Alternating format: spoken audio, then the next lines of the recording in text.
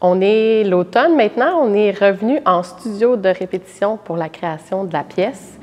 Et ce que je travaille actuellement, c'est basé sur la notion de double partition. C'est-à-dire que peu à peu, dans notre recherche, on a raffiné les idées, puis on s'est orienté vers cette idée qu'il y a deux partitions à tenir en même temps pour les interprètes.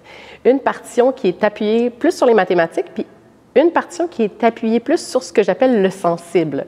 Donc, la relation, le partage des présences, le fait de se rassembler. Donc, on avance sur ces deux partitions-là, puis on tente de les construire les deux en même temps pour qu'elles puissent se superposer tout au long de l'œuvre. L'enjeu auquel on est confronté, c'est celui de la mémoire. C'est-à-dire que pour mener de front deux partitions, il faut vraiment se débarrasser de l'élément de la mémoire.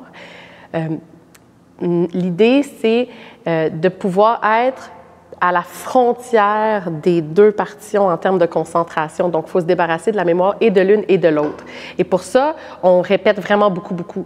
Au début, la mémoire est très floue, on en oublie des bouts, on ne sait plus trop ce qu'on est rendu, on perd le compte. Et là, il faut répéter, répéter pour vraiment absorber, inscrire dans le système nerveux tous les éléments de la partition. Comme ça, on peut flotter par-dessus puis un peu se laisser aller et garder cette concentration liminaire entre les mathématiques et le sensible, ce qu'on essaie de faire. Donc, cet automne, c'est ça qu'on fait.